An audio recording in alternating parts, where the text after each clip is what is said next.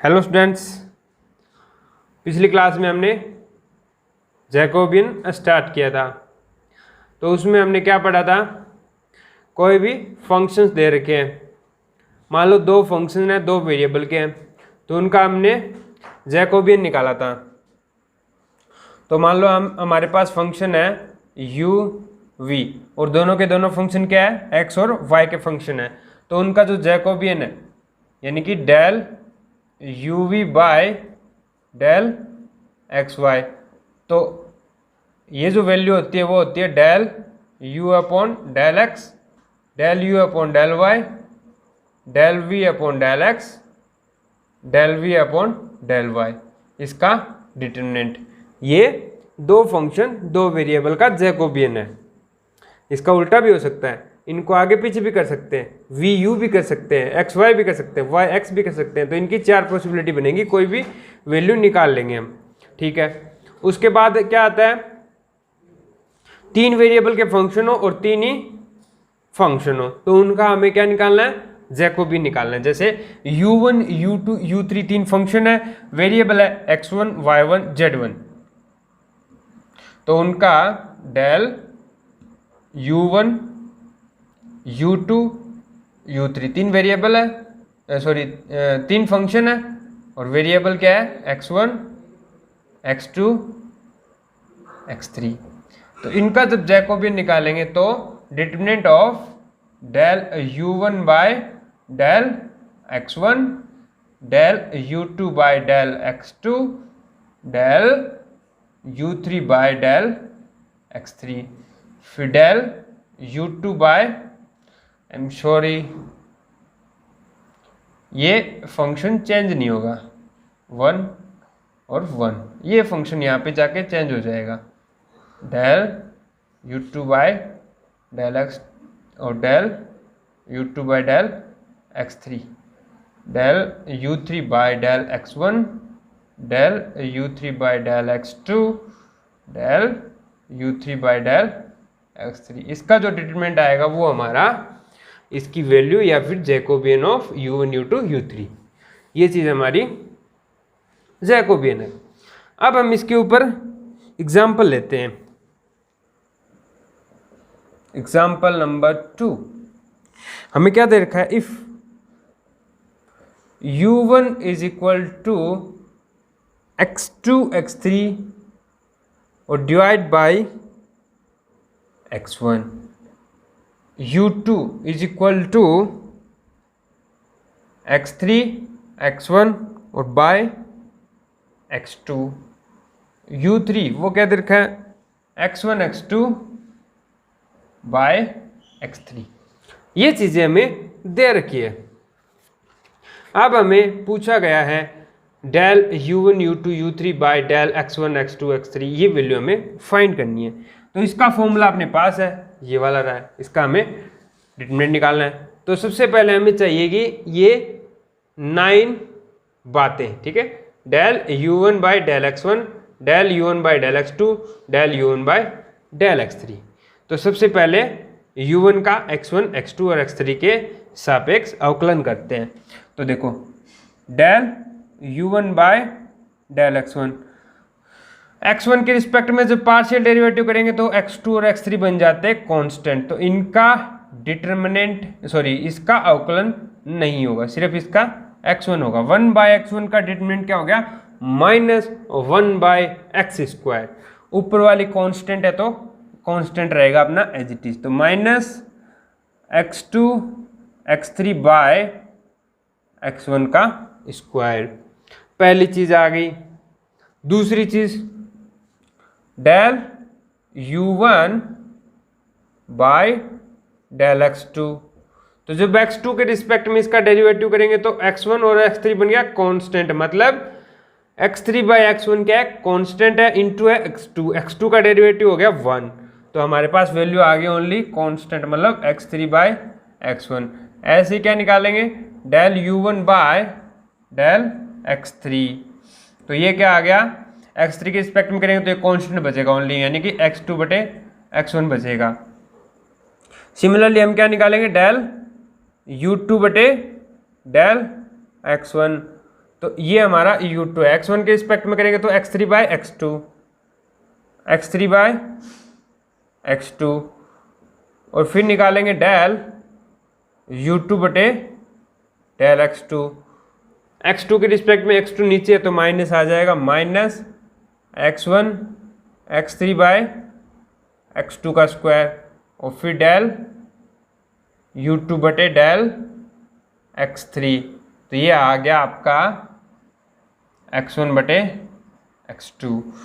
Similarly del u3 बटे del x1, इसका x1 के रिस्पेक्ट में करेंगे तो x2 बटे x3 बचेगा, x2 बटे x3, डेल u3 बटे डेल x2। जब इसका x2 के रिस्पेक्ट में करेंगे तो x1 बटे x3 बचेगा, x1 बटे x3, और फिर डेल u3 बटे डेल x3। तो ये आ गया माइनस x1 x2 और x3 का स्क्वायर। तो 9 की 9 वैल्यूज हमें मिल चुकी है। अब हमें निकालना है ये नंबर। तो ये आ गया डेल मॉड या फिर डिटरमिनेंट ऑफ, इन सभी की वैल्यूज रख दो, माइनस x2 x3 बटे x1 का स्क्वायर, और फिर आएगा आपका x3 बटे x1, और फिर x2 बटे x1। सेकेंड रो में क्या आएगा, ये वाला, यानी कि x3 बटे x2 माइनस x1 x3 बटे x2 का स्क्वायर, x1 बटे x2। लास्ट थर्ड रो में क्या आएगा, x2 बटे x3, x1 बटे x3 माइनस x1 x2 बटे x3। इसका हमें डिटरमिनेंट निकालना है।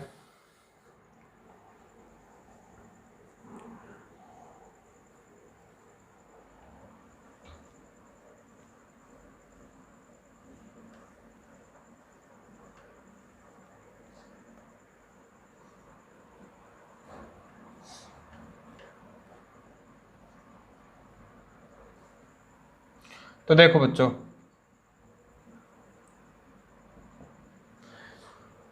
डिटरमिनेंट में क्या होता है, कोई भी रो या कोई भी कॉलम पकड़ लो, उसमें से जो कॉमन आ रहा है वो आप बाहर निकाल सकते हो। एक रो में कॉमन आ रहा है तो उसको निकालो, दूसरी रो में आ रहा है उसको निकालो, तीसरी रो में आ रहा है उसको निकालो, ठीक है। ये जरूरी नहीं कि सभी में कॉमन आए तभी आप निकालोगे। अगर सभी में कॉमन आ रहा है तब बाहर निकालोगे तो यहाँ पे क्यूब लग जाएगा उसके, क्योंकि ये 3 ऑर्डर है ना। एक रो में निकालोगे तो उसका 1 हो गया, दूसरी रो में निकाल लेगा उसी को तो स्क्वायर हो गया, और तीसरी में निकालोगे तो उसका क्यूब हो गया।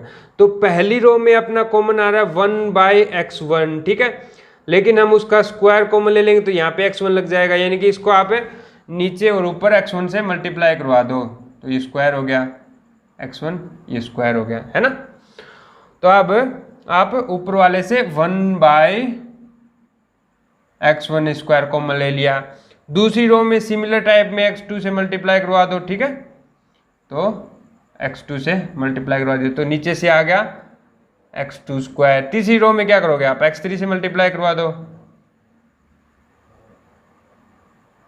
नीचे से आ गया x3 का स्क्वायर। बचा क्या अंदर, यहाँ बचा माइनस x2 x3, फिर x1 x3 और फिर x1 x2, है ना।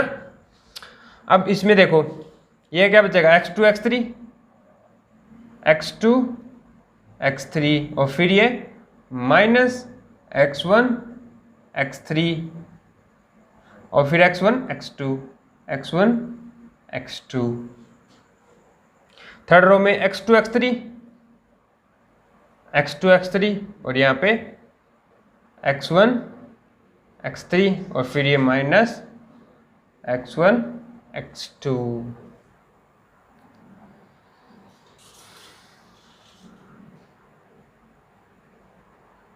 अब देखो इसमें हम रो ऑपरेशन करेंगे।